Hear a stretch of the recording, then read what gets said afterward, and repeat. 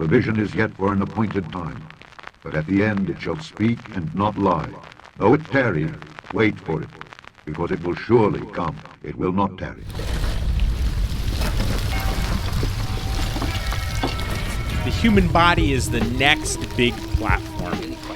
We're updating our bodies with technology on a large scale already with wearables. But all of the wearables we wear today will be implanted in our bodies within the next 5 to 10 years. Everything is done in stages. After the RFID goes in the card and in your passport, it's going to go into your body. That's what they're going to try and do. And that's connected to a database that has your purchasing records, what you do. Everything is in there. So imagine no card, you just pay with your hands. Imagine that you're lost and someone can find you, or you can't speak and you're in the hospital and the doctor waves a reader over your palm or your arm and knows your entire medical history. In a subdermal implant, you have a much more consistent environment. The sensor is in place and it's inside the body. This should be the way to find problems in your body and help you live longer and healthier. I wanted to be part of the study to make sure that we are moving towards a more technical and advanced society.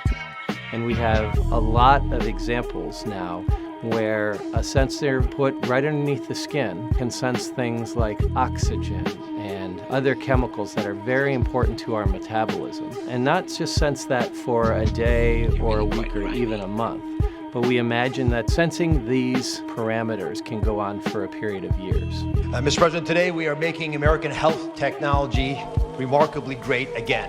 But this is being developed by the United States Digital Service led by Amy Gleason, who's a wonderful technologist. She and I were with the President and Secretary Kennedy and the head of the czar for AI in this country on Wednesday, talking about overall how we're going to change the use of health technology in America. We've got to get into 2025 with health technology, as is true in every other sector. I know it's very futuristic, I get it, but I think what's wrong with just taking out your card, but good for them.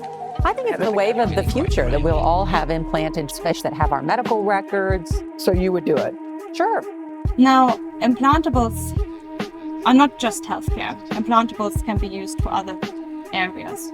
And I do think there's a strong movement towards that. We as a company focus on healthcare, but there could be many other applications. And you could have one implant that does multiple things. This is the mark of the beast.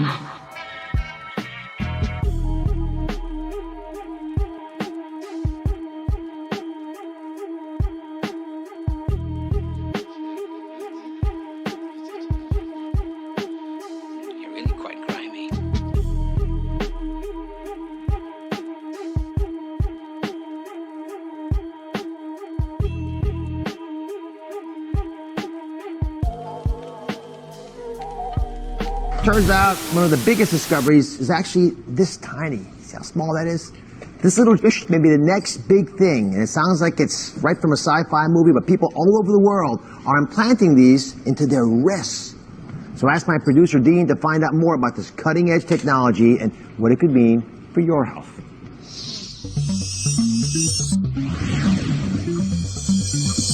The possibilities are limitless, especially when it comes to your health. Imagine you're rushed to the hospital without any identification, but with just one scan of your fish, doctors know your name, date of birth, medical history, insurance, blood type, allergies, even the medication you're taking. This fish in your wrist won't just change your life, one day it might just save it. And that's why this little RFID microfish is the next big thing. For decades, America's healthcare networks have been overdue for a high-tech upgrade, and that's what we're doing. The existing systems are often slow, costly, and incompatible with one another. But with today's announcement, we take a major step to bring healthcare into the digital age, something that is absolutely vital. You got to do it. Moving from clipboards and fax machines into a new era of convenience, profitability, and speed, and frankly, better health for people.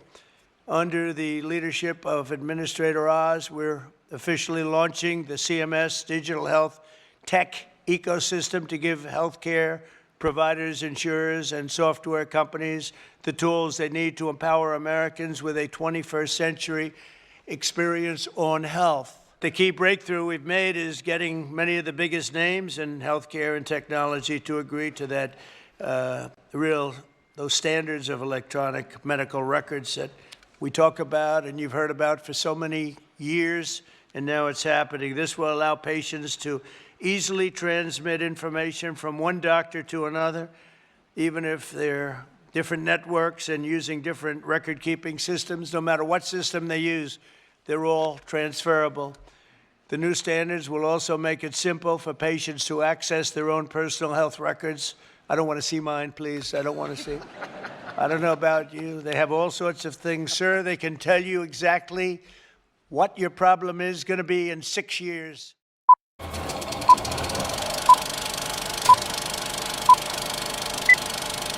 I'm going to be speaking to the Congressional Health Caucus week after next to talk about some things, because it's very important that people put forward a plan. And the thing that I favor is using electronic medical records that are embedded in a microchip, not in cyberspace so that anybody can get it. And think about the savings. People know your allergies, your medications, whether there was a spot in your lung 5 years ago, just by popping it into the computer, and you maintain control of it. It saves us an enormous amount of money. All the dental records will be there.